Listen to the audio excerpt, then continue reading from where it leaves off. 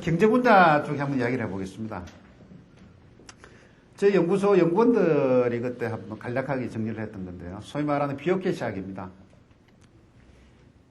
이 시학이 있을 때까지는요, 대한민국의 한국은행 총재가 공식 기자회견을 해도 월스트리트에 영향을 안 미칩니다.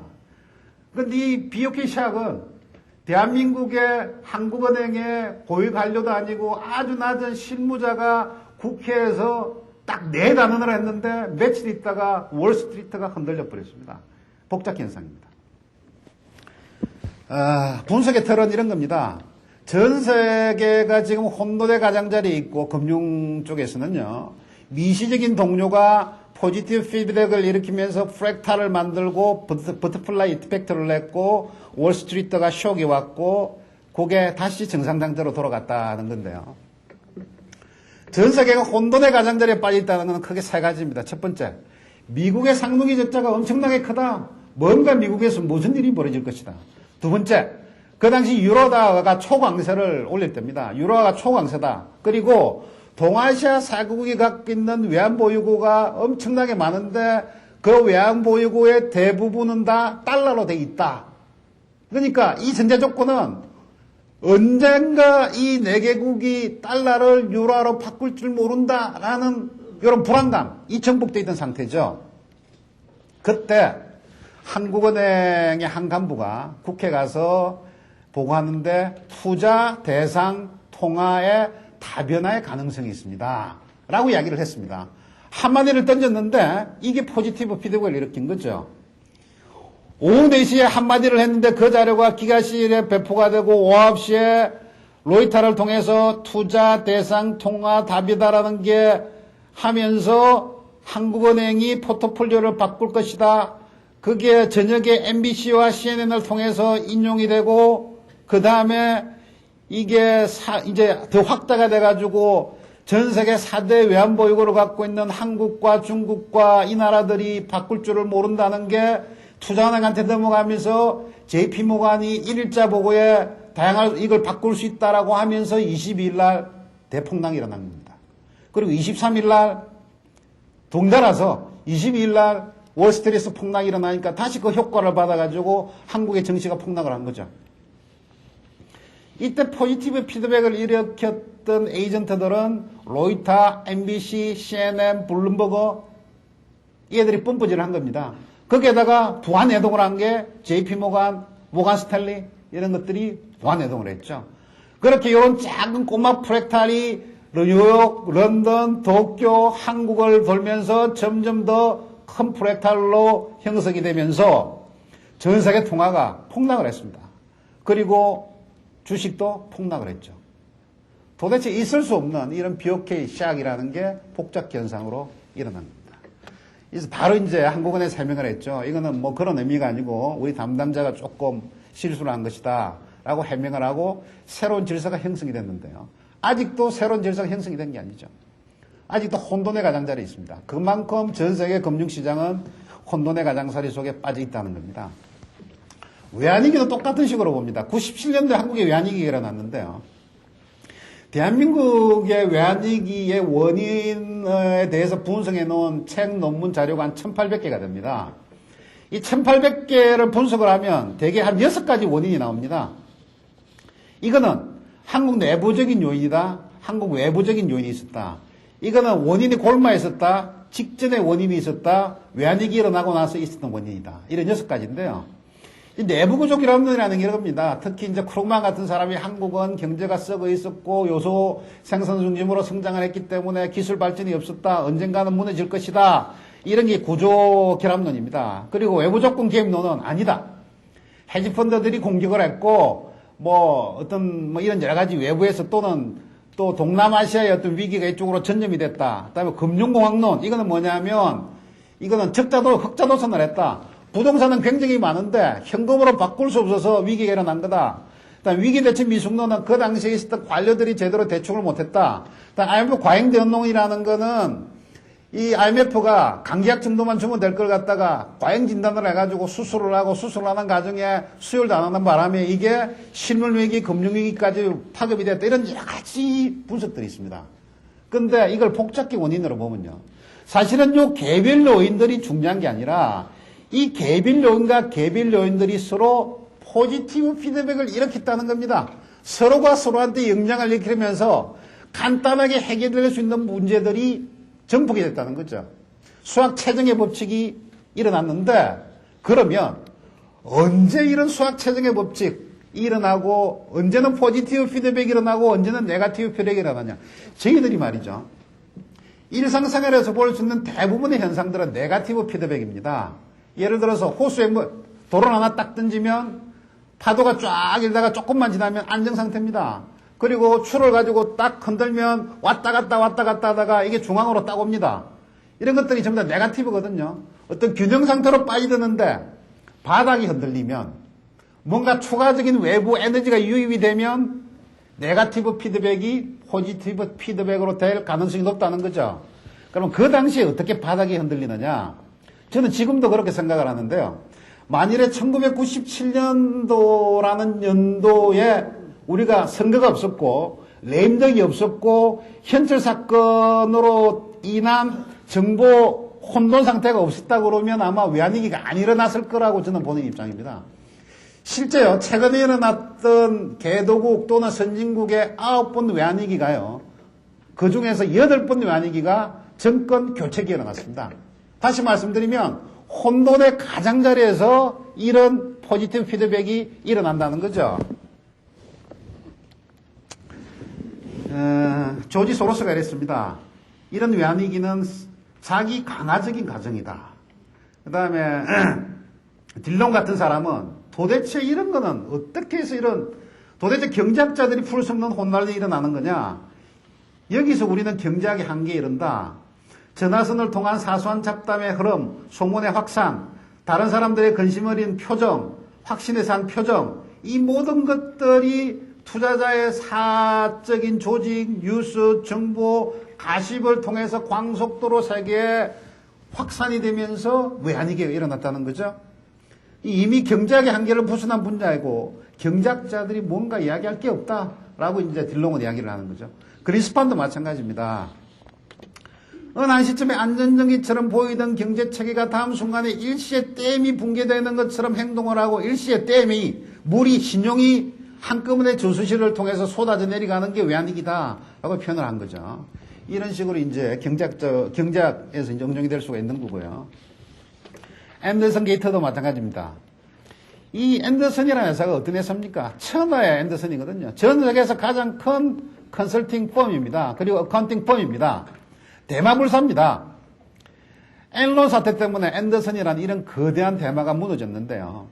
과거에는 이런 엔론 사태라는 게 10개, 20개가 일어나도 이런 큰 앤더슨은 도저히 무너지지가 않습니다.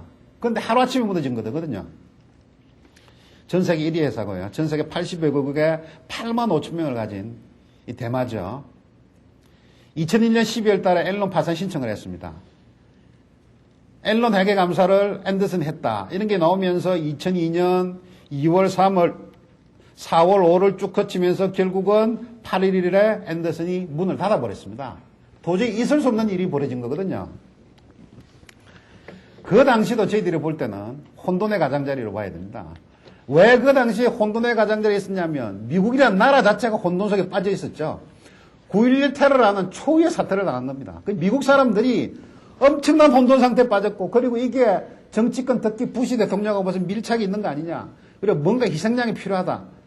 그리고 행정부하고 월스트리트 간에 여러 가지 문제들이 일어난 거죠. 거기에다가 적극적인 대목임을 한 게 9.11 사태, 탄저균, 엔론 파산, 월드콤, 디지털 경제가 이게 헛수 아니냐라는 것 때문에 나라 전체가, 미국이란 나라 전체가 그 당시에 혼돈의 가장자리에 빠져들었단 말이죠.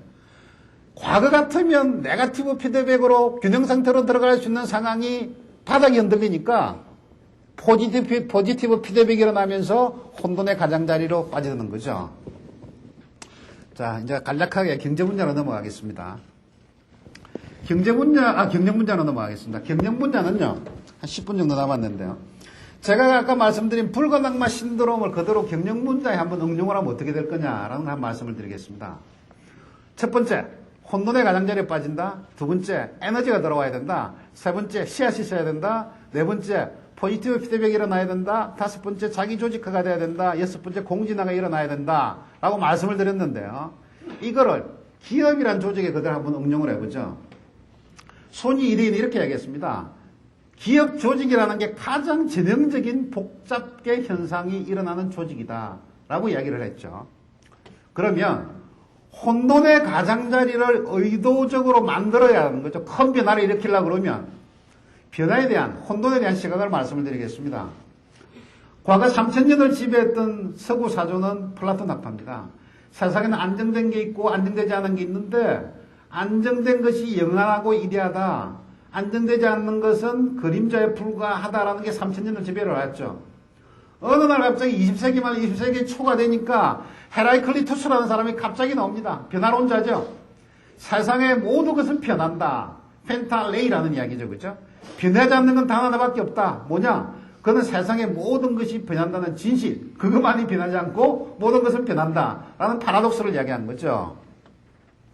조직 변화 이론에서도 리바이 같은 사람이 이렇게 얘기하는 겁니다. First order change, 작은 변화를 일어날 때는 혼돈이 필요가 없지만 2차적인 second order change를 하려고 그러면 조직을 혼돈의 가장자리로 몰아넣어야 큰 변화가 일어난다라고 하는 거죠. 그래서 많은 조직의 경우에는요, 혁신기획을 할 때는 조직을 의도적으로 혼돈의 가장자리에 몰아넣습니다.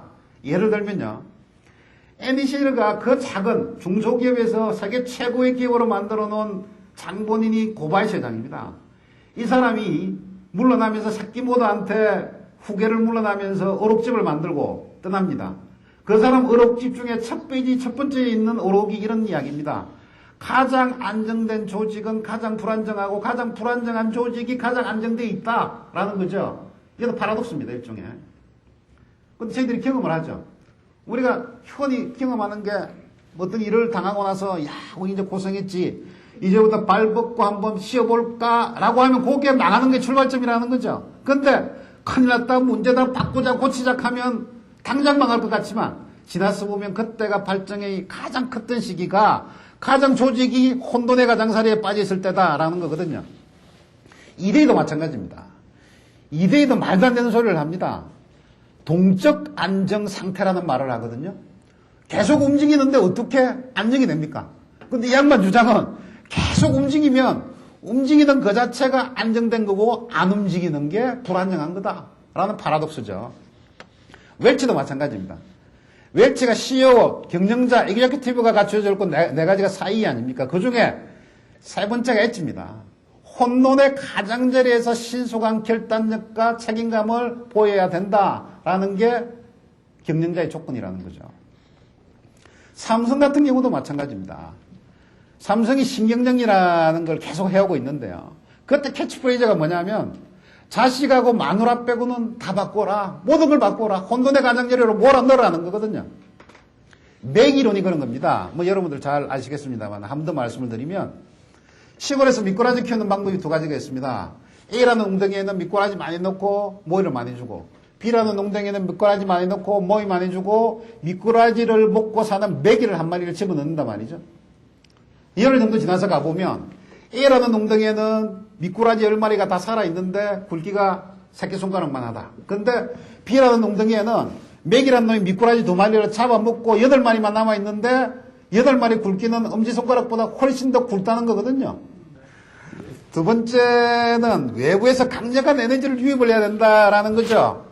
경영에서 외부 에너지를 유입하는 방법은 두 가지입니다. 하드 파워를 교체하는 방법이 있고 소프트 파워를 사용하는 방법이 있는데요. 예를 들면 가장 극단적인 에너지 유입이 CEO의 교체입니다.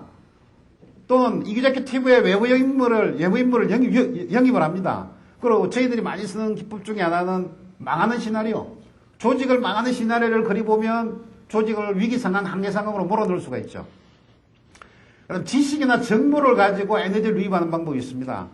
초인력에 대한 벤치마킹을 한다든지 조직 전체를 학습 조직을 만든다든지 다양한 정보나 지식을 외부에서 대규모로 유입을 한다든지 이런 모든 것들이 열림, 오픈이라는 걸 아까 제가 말씀을 드렸지 않습니까? 폐쇄계에서는 이 소위 말하는 엔트로피의 법칙이 작동을 하지만 개방계에서는 자기 조직화를 하려고 그러면 외부에서 새로운 에너지가 들어와야 된다.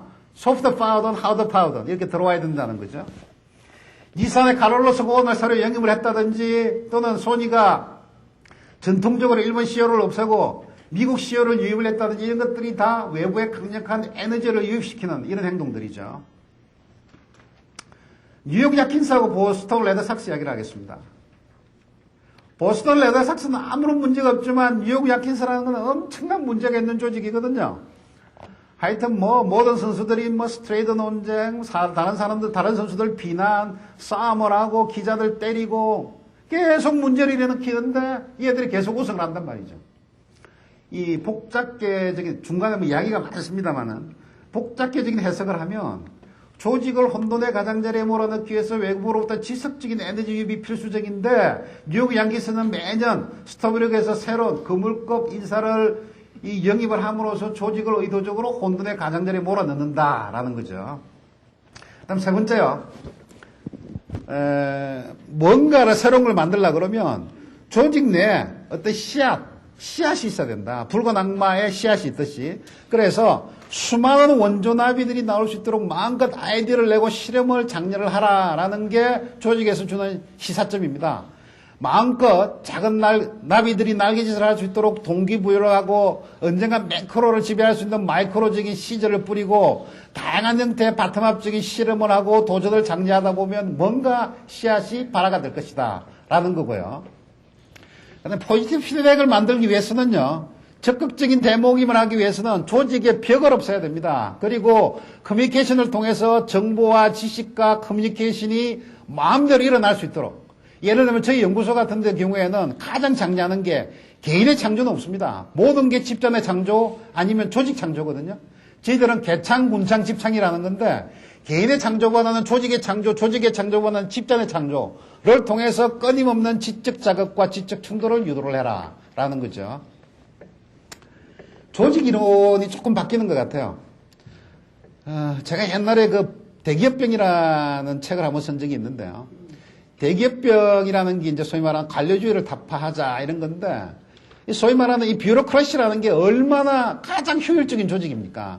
그런데 이제 복잡계 조직에서 보면 복잡계 이론에서 보면 관료주의라는 거는 얼마나 혼돈의 가장자리에서 벗어나서 안전 상태로 갈 것이냐라고 한다 그러면 복잡계 이론은 거의 정반대입니다. 마치 올선이 이야기한 대로 조직화된 무정부 상태로 몰아내야 된다. 오거나이즈드 아나키. 조직의 틀은 가지지만 조직 안에서는 거의 무정부 상태로 조직을 만들어야 새로운 창조와 도전과 실험이 나온다. 극단적인 이야기입니다만은. 그럼 다섯 번째는요. 자기 조직화를 만들어야 된다. 그래서 여러 나비들이 모여서 스스로 자기 조직화를 할 수 있도록 자율성을 높이고 인프라를 제공을 하고 그리고 작지만 아주 작은 성공의 사례를 빨리 만들어내야 된다라는 게 자기조직화 창발 프랙탈의 원형입니다. 그래서 저희들이 혁신을 할 때 캐치프레이즈는요. 남부터 나중에 큰 거부터가 아닙니다. 나부터 지금부터 쉬운 거부터 당장 오늘 내가 할 수 있는 것부터 먼저 바꾸자. 그러면 작은 성공의 체험이 생긴다. 그러면 이게 바늘도둑이 소도둑대처럼 조금 더 큰 거 오케이. 또 큰 거 하다가 보면 언젠가 대형 사고를 친다. 하는 게 이제 변화의 논리거든요. 그러니까 먼저 작은 자기 조직하라고 자율적으로 성공을 위해서 노력을 하고 성공 사례를 만들고 그걸 조직이 공유를 하면 결국은 코에볼루션. 개인의 발전과 조직의 발전, 개인의 성공과 조직의 성공. 작은 성공의 사례를 조직 내부에 확산을 하고 조직의 발전과 개인의 발전이 함께 간다. 라는 공지나 개념을 넣으면 큰 프랙탈로 확산이 된다는 거죠. 상극에서 공생, 공생에서 상생, 상생에서 상승으로 가야 된다라는 그런 컨셉입니다. 제가 아까 붉은 악마 신드롬을 조직 이론에 그대로 적용을 한다 그러면요. 첫 번째, 조직을 혼돈의 가장자리로 몰아라. 두 번째, 충격적인 에너지를 외부에서부터 유입을 시켜라. 세 번째, 원조나비가 나올 수 있도록 마음껏 아이디어를 내고 실험을 장려를 하고 그리고 서로 포지티브 피드백을 작동할 수 있도록 의사소통을 조직의 벽을 허물고 의사소통을 강화하고 지식 정보를 공유를 시키고 또 스스로 자기 조직을 할 수 있도록 자율성을 높이고 인프라를 제공을 하고 빨리 작은 성공의 모델을 만들어라. 그런 성공의 모델이 나오면 조직 내부에 확산을 해서 프랙탈을 크게 만들고 또 조직과 개인이 같이 공진화를 한다는 컨셉을 심어라. 라는 게 붉은 악마 신드롬을 개인 조직 운영에 넣은 어떤 언주입니다. 제가 하나만 더 말씀을 드리겠습니다. 직관 경영인데요. 제가 이 자리에도 이제 여러 선생님들 말고 이제 기업 쪽 CEO 또는 이기저기티브 쪽에서 오신 분이 많은데요. 경영을 둘 중에 하나 골라라. 경영자가 하는 일이 과학자에 가까우냐 예술가에 가까우냐 라고 물어본다 그러면 어느 쪽이겠습니까? 과학자에 가깝다라고 생각해 보시는 분 한번 손 한번 들어보시죠. 예술가에 가깝다고 생각하시는 분 보십시오. 이 자리는 99%가 예술가입니다. 저는 요소환원주의라는 것은 어떻게 보느냐 하면 나누는 능력입니다. 그러니까 요소환원주의는 누가 잘해야 되느냐 하면 스텝들이 잘하면 됩니다. 잘 분석하고 따지고 챙기는 걸 스텝에 두면 됩니다. 근데 예술하는 분은 쪼개는 게 아니라 합하는 능력이 있어야 됩니다. CEO가 쪼개는 능력이 있으면 CEO로서의 절대적인 합하는 능력, 이걸 상식을 한 겁니다. 모나리자 이야기를 하겠습니다. 모나리자가 명확하다는 거하고 모호하다는 거하고 뚜렷하다는 거하고 혼돈의 영역이 틀리는데요. 명확하다는 거하고 모호하다는 거는 안다는 거고요. 밑에 이 두 차이는 설명할 수 있다는 겁니다. 모나리자가를 보면 이쁘다는 거는 누구나 다 압니다. 그죠? 근데 이 이쁜 거를 과학적으로 설명하라 그러면 설명을 할 수가 없습니다. 이게 혼돈의 영역이고 복잡기 영역이거든요. 만일 이걸 과학적으로 분석을 해가지고 여기서 요 사이에서 눈의 위치가 3분의 1의 위치고 요거의 폭이 요거의 뭐 72%고 과학적으로 분석을 해서 거꾸로 시뮬레이션을 하면 이 얼굴이 나옵니까? 요거는 스태프들이 할 일이고요. 스태프들이 그런 걸 해왔으면 그걸 전체적으로 분석을 해서 모나리자가 이쁘다 안 이쁘다 우리가 이렇게 간다 안 한다라고 전체를 종합하는 능력은 CEO의 능력이죠. 그래서 제가 볼 때는 CEO는 과학자가 아니라 예술가라는 거죠. 그래서 필요한 게 직관이라는 겁니다. 민츠버그가 실제 분석을 해보니까요. 민츠버그가 이런 연구를 하기 전에 가설을 어떻게 생각해왔느냐면 경영자란 사람은 심사숙고하고 체계적으로 계획을 세울 것이다 라고 했는데 실제 많은 모수를 분석을 해보니까 경영자란 사람은 8시간 동안 583가지 일을 하는데 50% 이상을 9분 이상 지속을 못한다. 그리고 경영자는 엄청난 정보를 공식적인 정보 시스템을 통해서 획득한다. 아니다. 경영자의 98%는 대개 관련자 와서 어떻게 돼서 뭐야? 라고 해서 결정을 내리더라. 그리고 경영자는 과학이고 경영자는 전문직이다. 아니다. 잡동사니의 정보를 의존해서 직관적으로 의사결정을 내는 사람들이 경영자다라는 거죠. 이것도 사실은 복잡게 해서 분석을 해봐야 될 영역입니다. 이거는 넘어가겠습니다. 그래서 제가 볼 때는요. 정주영 회장께서 이 물막이 공사를 한다든지 저결치가 넘버1, 넘버2 이거 어디서 만들었습니까? 식당에서 밥 먹다가 만드는 거 아닙니까? 스타벅스 마찬가지고 마이클델 마찬가지고 이게 분석을 통해서 나온 게 아닙니다. 직관을 통해서 나왔다는 거죠.